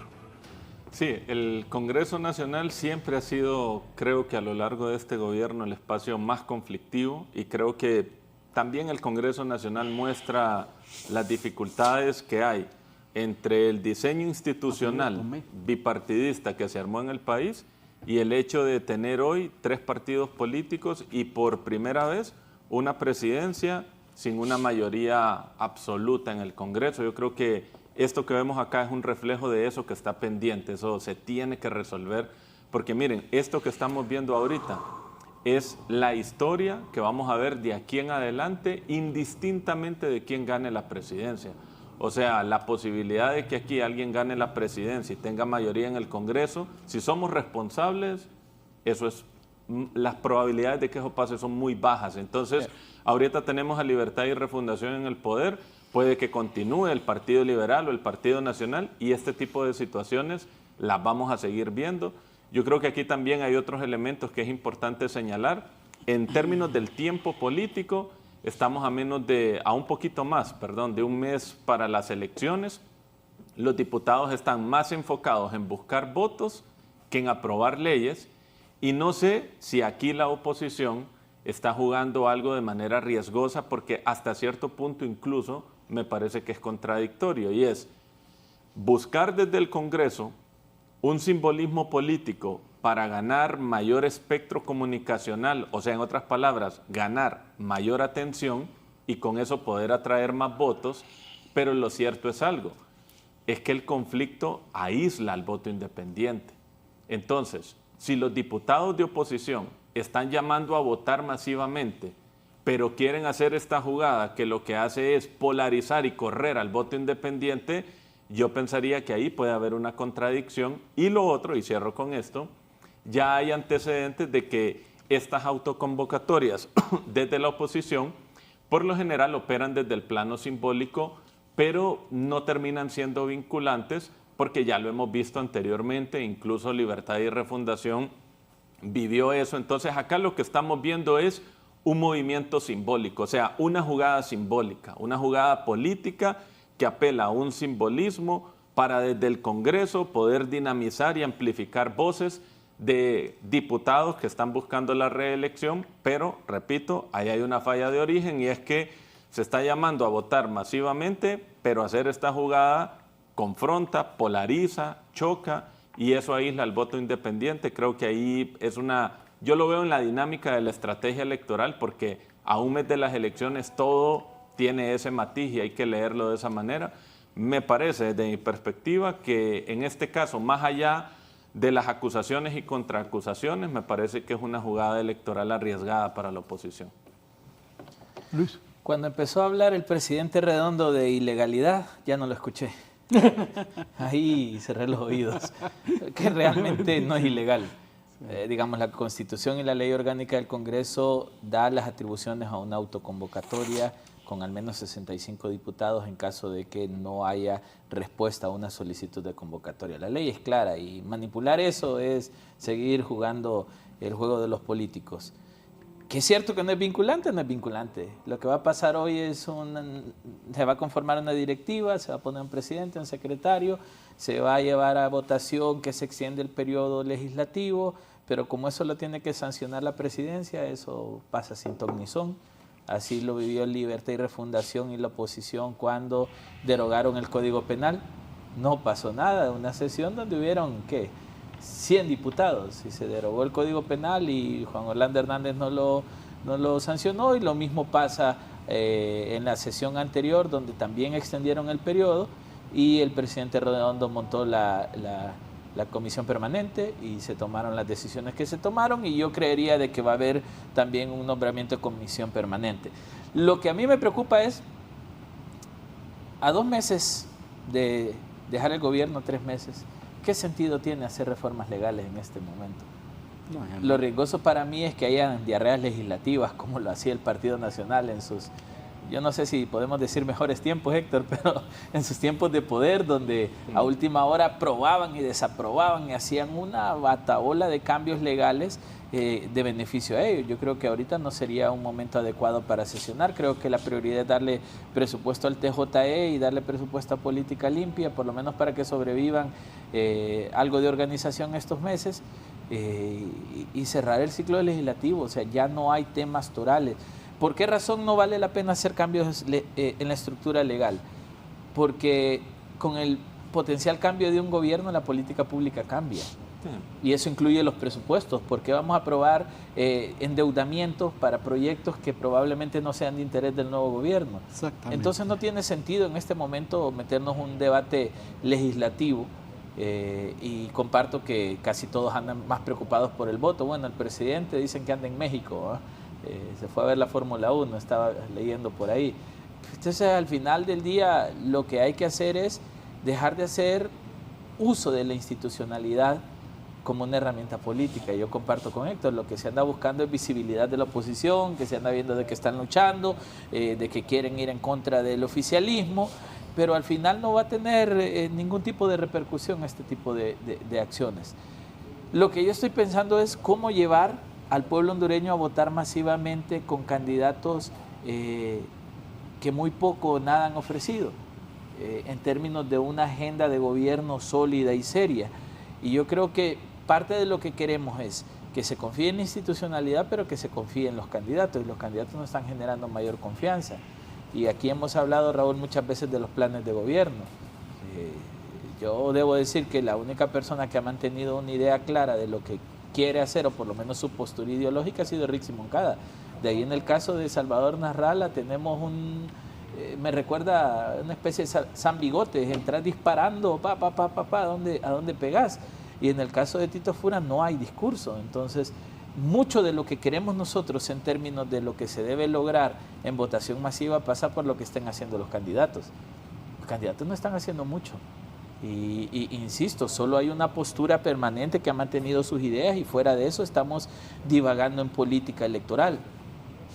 Entonces todo el contexto está dado para que ahora mismo cualquier acción afecte o beneficie a cualquier partido político.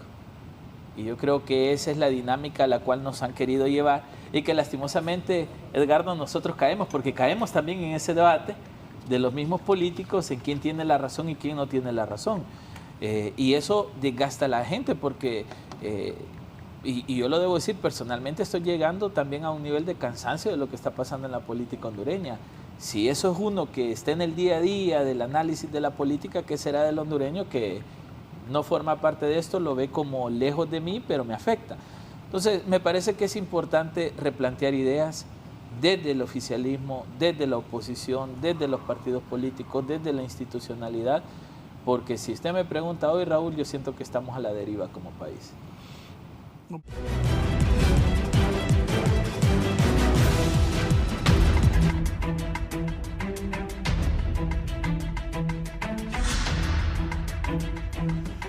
Bien, poneme, por favor, Marcos, si sos tan amable, esas cartas que envió, bueno, ese documento, agrandalo, por favor. Dice, ahí dice, abogada José López, Marlon Ochoa, voy a ser breve porque es muy largo eso. Es un gusto saludarles y desearle éxito de usted. Por medio de la presente me dirige usted en relación a la postura establecida verbalmente en una reunión de trabajo por el jefe de Estado Mayor Conjunto sobre la relación subordinación funcional al Consejo Nacional Electoral durante el periodo comprendido entre un mes antes de las elecciones y la declaratoria del resultado. El artículo 272 de la Constitución establece que las Fuerzas Armadas son apolíticas, obedientes, no deliberantes y que el presidente o presidenta de la República las pondrá a disposición del Consejo Nacional Electoral desde un mes antes de las elecciones hasta la declaratoria de las mismas. Esto implica una subordinación funcional temporal al órgano electoral en lo que respecta a temas de seguridad y logística electoral. Durante el periodo electoral, las Fuerzas Armadas obedecen únicamente las instrucciones del Consejo Nacional Electoral en todo lo relativo al proceso electoral. La presidencia conserva el mando político militar general para otros aspectos de la administración pública, pero no puede interferir en decisiones técnicas o logísticas electorales. Existe jurisprudencia que reafirma lo anterior. El artículo 72 de la Constitución establece que el presidente de la República pondrá las Fuerzas Armadas a disposición del Consejo Nacional Electoral desde un mes antes de las elecciones hasta la declaratoria de las mismas. Bueno, espérate, no lo movas. Esto no es una facultad discrecional, sino una disposición superior, obligatoria de carácter constitucional. La expresión pondrá a disposición implica que una vez cumplido ese mandato constitucional, las Fuerzas Armadas actúan bajo la autoridad funcional del Consejo Nacional Electoral en todo lo relativo al proceso electoral. Es decir, ninguno de los poderes públicos pueden contradecir o revocar las instrucciones emanadas del Consejo Nacional Electoral porque en ese ámbito, en ese momento, la autoridad funcional sobre las Fuerzas Armadas en materia electoral constitucional la tiene la máxima ente electoral. En ese periodo las Fuerzas Armadas no actúan bajo las órdenes directas del Poder Ejecutivo en materia electoral, pues pasan a estar funcionalmente subordinadas al Consejo Nacional Electoral en todo lo relativo al proceso electoral, custodia, transporte, vigilancia del proceso en general. Resulta evidente que no se trata de una transferencia de mando total. La comandancia general no se desprende de la presidencia, sino de una subordinación técnica y operativa en el marco electoral. En suma, el mando político-militar general permanece en la presidencia, pero el mando funcional en las tareas electorales corresponde al Consejo Nacional Electoral, cuyas instrucciones deben acatarse por las Fuerzas Armadas sin interferencia de ningún otro poder.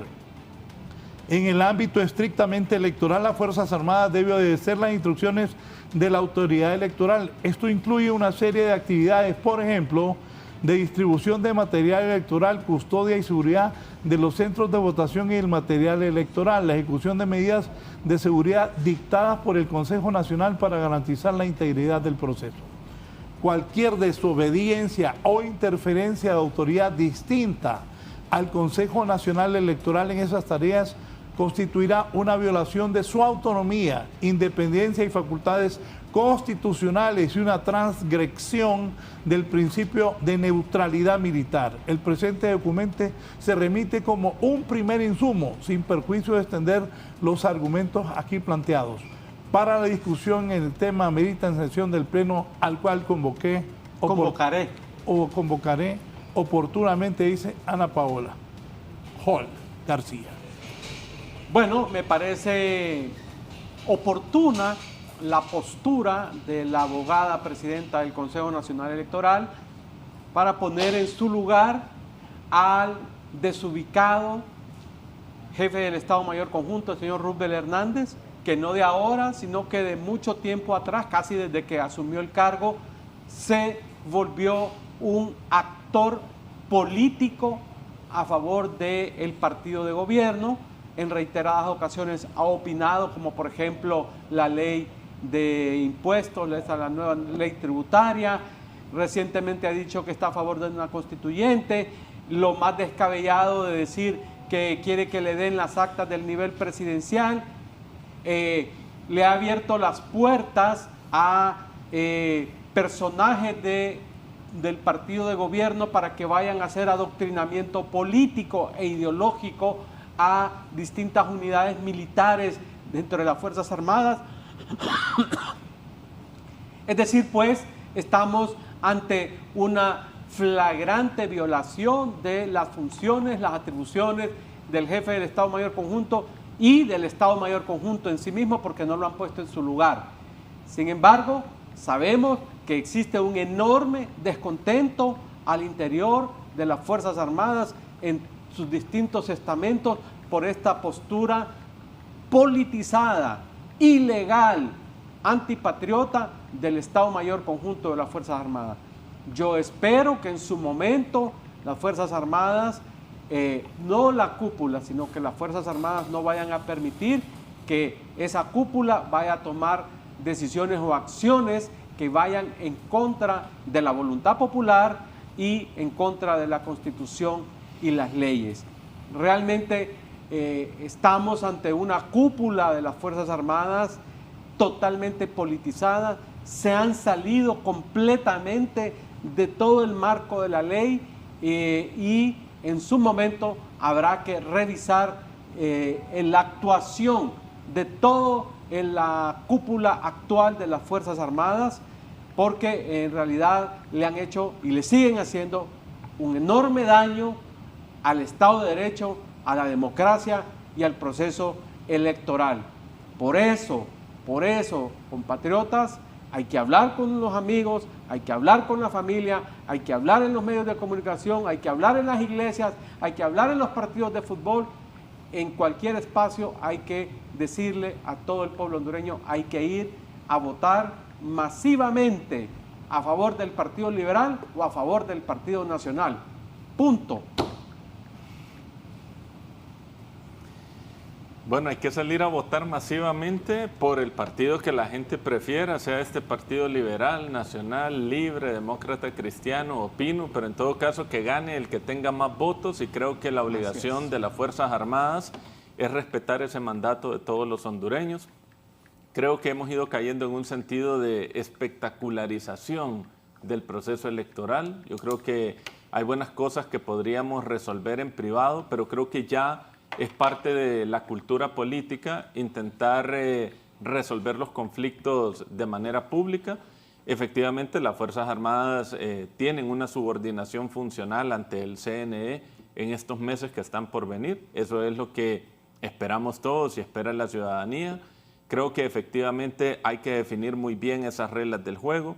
Creo que también hay unas Fuerzas Armadas que no quieren o de alguna manera intentan alejarse de ese deterioro reputacional que vivieron en las elecciones primarias, y creo que hay hechos concretos que lo evidencian. Acordémonos, Luis, Edgardo, Raúl, que meses atrás las Fuerzas Armadas tuvieron una reunión con la cooperación internacional, con el G16, donde le mostraron todo el flujo logístico que iban a hacer del material electoral, justamente para tomar distancia de ese vínculo en el cual se les intentó atrapar en estas elecciones primarias. Yo creo que las Fuerzas Armadas siempre han sido un actor problemático en nuestra democracia, y me refiero a problemático porque nuestra historia reciente nos demuestra de que las Fuerzas Armadas fueron un actor protagónico y un operador del golpe de Estado del 2009, y obviamente todos en el país queremos unas Fuerzas Armadas mucho más democráticas y apegadas a defender y respetar esa democracia. Obviamente el país está tan polarizado que también creo que hay voces que quisieran unas Fuerzas Armadas de vieja escuela y creo que todavía nos cuesta reentender esos nuevos paradigmas que estamos viendo, ¿no? Entonces, en principio, lo cierto es que hay que respetar la ley. Lo cierto es que el CNE tiene un mandato constitucional y las Fuerzas Armadas también, y obviamente hay una subordinación funcional que se tiene que respetar. Creo que también los conflictos políticos de los partidos no tienen que irradiar o permear las Fuerzas Armadas, porque creo que ahí perdemos todos como país. Entonces, me parece que al final esto se tiene que resolver de manera operativa y de alguna manera también evitando repetir las profundas dudas que quedaron sembradas en las primarias y que yo pensaría por la forma en cómo lo ha intentado hacer las Fuerzas Armadas, reuniéndose con la cooperación internacional, intentando tomar distancia de esos errores que se vieron en el pasado. Así que yo insisto en eso, hay que transmitir un mensaje de confianza a la ciudadanía. Estas disputas o conflictos pasan todo el tiempo. Creo que nuestra clase política tiene, y los hondureños tenemos que entender algo. Miren, de aquí a las elecciones vamos a ver conflictos todos los días. Después de las elecciones vamos a seguir viendo conflictos todos los días. ¿Cuál es el verdadero desafío que tenemos? Aprender a resolver nuestros conflictos. O sea, es que no podemos decir que no hayan conflictos, lo va a haber.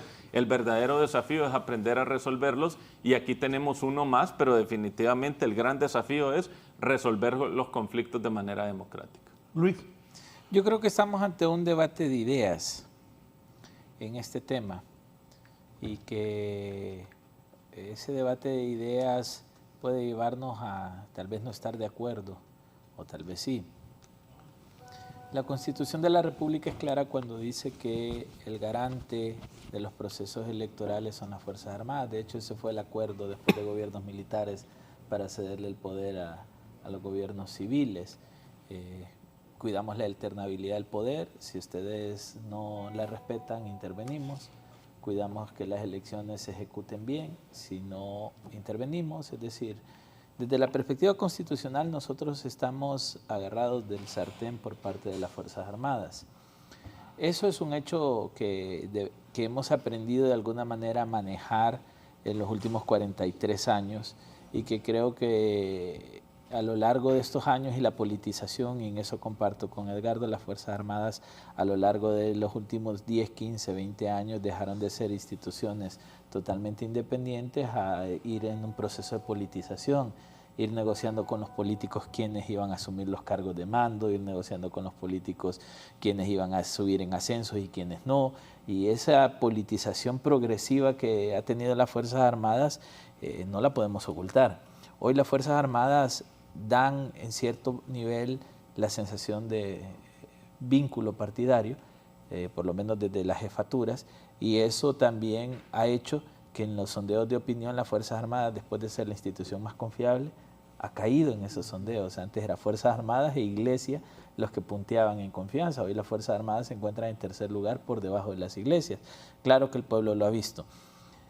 Siento yo que cuando se habla de ser garante del proceso electoral, garante es una palabra muy sui generis que puede incluir revisar actas. O sea, ¿qué es ser garante?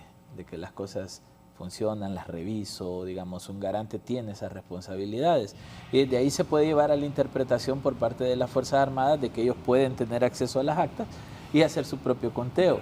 Si lo vemos desde la perspectiva técnica institucional, no es correcto. Las Fuerzas Armadas son una institución en procesos electorales sujeta al Consejo Nacional Electoral y la responsabilidad electoral es del Consejo Nacional Electoral. Por eso decía, podemos entrar a un debate de ida y vuelta que no sabríamos si lo ganamos o lo perdemos. Pero entonces uno diría, bueno, ¿por qué razón el Consejo Electoral sí le comparte actas a los partidos políticos, sí le comparte a los medios de comunicación, sí le comparte a la cooperación internacional, pero no le comparte a las Fuerzas Armadas? Digamos, podemos entrar a ese tipo de debates. En lo personal, yo considero que las Fuerzas Armadas deben centrarse en hacer el trabajo que históricamente han hecho en los procesos electorales. No son técnicos informáticos, no son técnicos electorales, no son técnicos de procesos de transmisión, entonces que se centren a hacer lo que ellos deben hacer. Usted recordará, Raúl, recién el conflicto de marzo, yo atribuí la responsabilidad 50% a las Fuerzas Armadas y lo sostengo hoy. Porque si sos garante de un proceso electoral y ves que desde la institucionalidad existe el sabotaje que Edgardo menciona, entonces mandas a traer tus camiones, tus pick-up, lo montas en una maleta y lo vas a entregar. En defensa de las Fuerzas Armadas, no porque los quiero defender, sino porque es la verdad. Desde 1980, ¿no? Cuando Suazo Córdoba asumió, nunca había pasado eso. Nunca había pasado. Nunca había pasado. Por eso les decía, al inicio, les decía, el problema es que nos salió el tiro por la culata, CNE, en sustitución del Tribunal Supremo Electoral. Pero la realidad es que las Fuerzas Armadas debe tener una coordinación muy seria con el Consejo Electoral para garantizar de que esto no va a pasar esta vez. Y como ellos sí son estrategas logísticos, operativos, de calle y campo, deberían tener planes B, C y D en caso de que todo este proceso de descomposición institucional afecte el día de las elecciones. Lo que es un hecho es que las Fuerzas Armadas debe garantizarnos que esta vez los materiales electorales estarán al menos en la noche antes de las elecciones en cada centro de votación. Empezar a distribuir maletas electorales el día de la elección es riesgoso. Luis, yo te interrumpo y para sumar a tu idea, pero vamos de nuevo. Ahí hay corresponsabilidades de la clase política, ¿no? Sí. Y todo esto se va enmarañando y enredando porque, claro, hay que entregar una logística de materiales, que la aspiración de la ciudadanía es que los militares lo hagan bien, pero en esos materiales también van incluidas unas papeletas de votación. Esas papeletas de votación en Olancho y Valle dependen del conflicto no concluido todavía entre el Tribunal de Justicia Electoral. Entonces también hay que entender toda la corresponsabilidad de actores que hay y los puntos críticos que también hay que reconocer, ¿no? Porque al final todo va terminando en el último actor, pero todos estos conflictos irresueltos van complicando el panorama también, innecesariamente. Estoy de acuerdo, y es que parece que no aprendemos. 2021, elecciones generales, era el día de la elección y estaba saliendo material electoral para el interior del Distrito Central y municipios aledaños. 2025, primarias, es el día de la elección y está saliendo material por la mañana.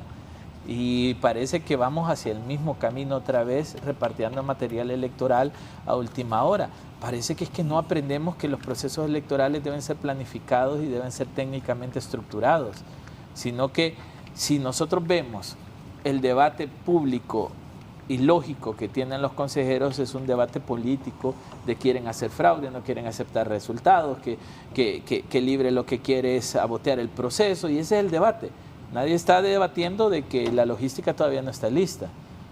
La única que está haciendo un esfuerzo de dar cierta sensación de tranquilidad es la presidenta Hall.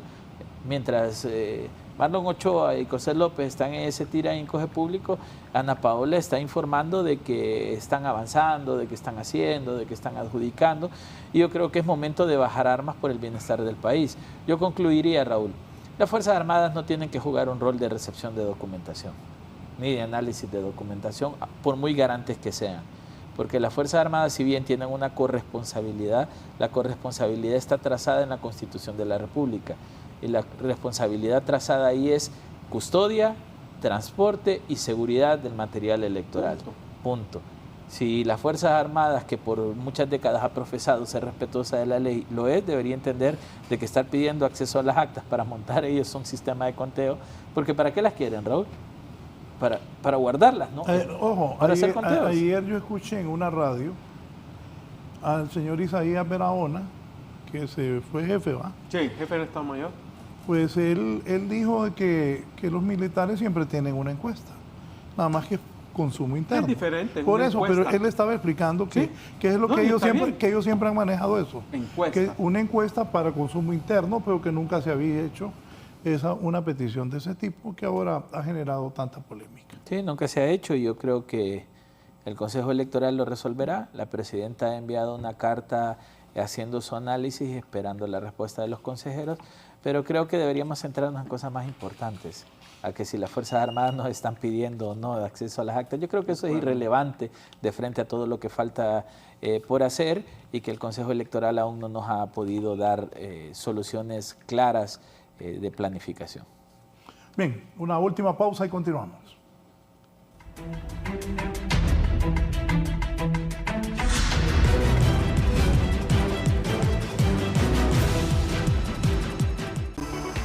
Lo hicimos de nuevo. Por segundo año consecutivo ganamos como la red fija más rápida de Honduras. UCLA nuevamente premia a Cablecolor Honduras y a otros países de la región por su velocidad de internet. Hoy nos declaramos expertos regionalizando la velocidad, demostrando la calidad de velocidad y servicio que brindamos a nuestros clientes. Contrátanos hoy. Cablecolor, el internet más rápido de la región. Cada trayecto es diferente, pero todos tienen algo en común. Mueven al país. Cuando pagas tu matrícula, ayudas a que ese movimiento no se detenga. Este mes de octubre, si tu placa termina en 6 y 7, ingresa desde donde estés o en el banco. Es simple, muy fácil y rápido. Recuerda que en octubre son placas 6 y 7. Tu matrícula mueve Honduras. Instituto de la Propiedad. Gobierno del Socialismo Democrático.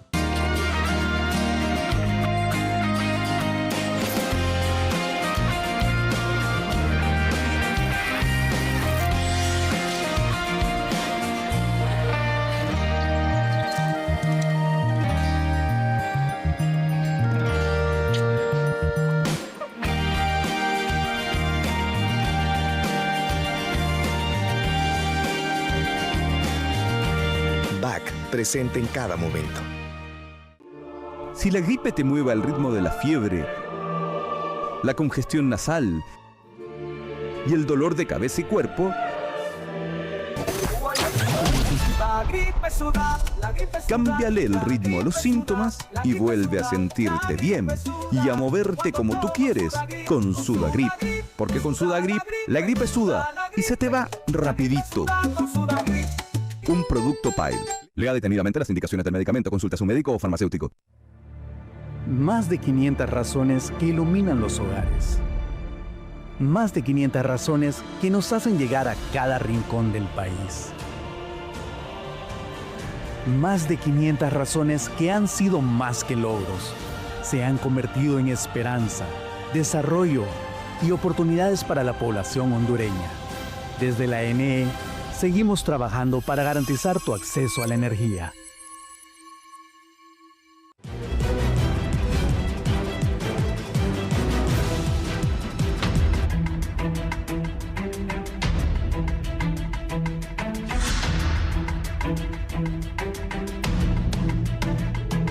Hombre, los gringos lo dijeron. No. Claro que sí. Bien, vamos al cierre. Edgardo. No, pues no vamos a repetir, no voy a repetir lo que ya dije, lo dicho está. Simplemente decir, ante todo este intento de boicot del partido de gobierno que está perdido en las intenciones de voto del pueblo hondureño, ante todo este panorama que ustedes pueden ver de manera oscura, que en efecto tiene esas amenazas, la vacuna es ir a votar masivamente el día 30 de noviembre para frenar cualquier intento de tergiversar la voluntad popular. Aquí no cabe cúpula militar, aquí no cabe transmisión, ni biometría que quieran intentar hackear, etc. Voto masivo, no se dejen asustar, es cierto, hay problemas, hay dificultades, hay intentos de boicot, pero eso hay que derrotarlo yendo masivamente a votar. Y ya dije yo por quién hay que votar y por quién no hay que votar, porque han sido un verdadero fracaso. Gracias. ¿Por quién va a votar? Eso es secreto, eso lo... Mire con lo que había Luis. No, pues si es que es secreto. ¿Para qué me dice que por qué va a votar? No, yo le pregunto. No, usted está en su derecho de contestarme, ¿no? Voto secreto. Gracias, Edgardo, por la participación. Gracias a usted. Por favor. Gracias, Raúl, por el espacio a toda su audiencia. Insistir en que los problemas de la democracia se deben resolver con más democracia, que hay que ir a las urnas para resolver por dentro de las urnas este problema. Tenemos dos caminos, elecciones cortas o elecciones largas. Yo insisto en elecciones cortas, confiables, no seguir insistiendo en esta sensación de pánico, de conflicto. Yo creo que necesitamos elecciones seguras y al final usted tiene dos opciones: agarra el balde de agua y se lo echa a esta cortina de humo, porque efectivamente sí vamos a tener elecciones, o agarre el galón de gasolina y seguimos en esta sensación innecesaria de incertidumbre que la oposición quiere construir. Saludos a don Ramón. Lo seguimos esperando aquí en el foro. ¿Para cuándo? Espinosa, Ramón Espinosa. Yo no he dicho, usted es que... No, yo pregunto. Bien, saludos a don Ramón. Aquí están preguntando. Raúl también está en el derecho a contestar.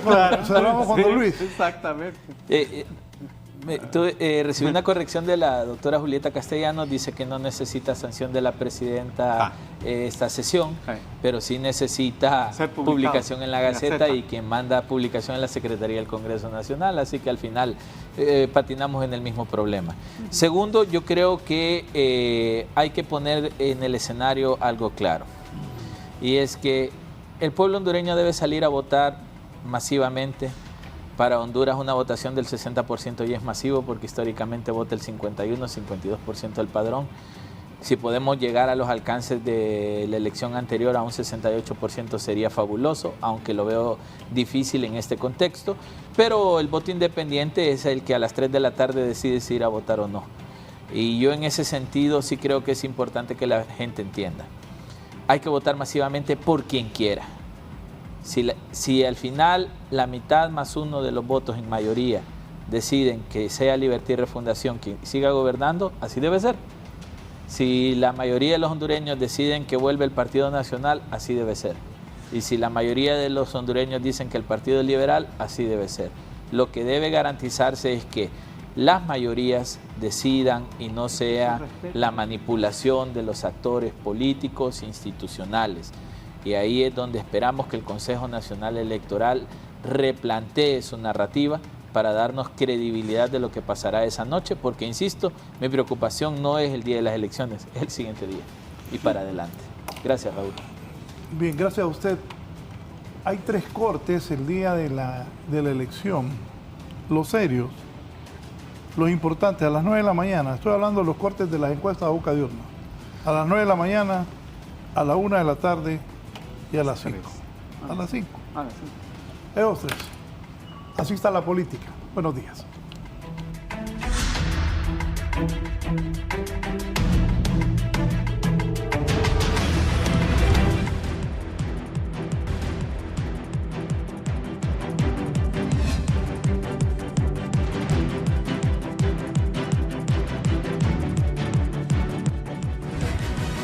Esto es La Entrevista con Raúl Valladares.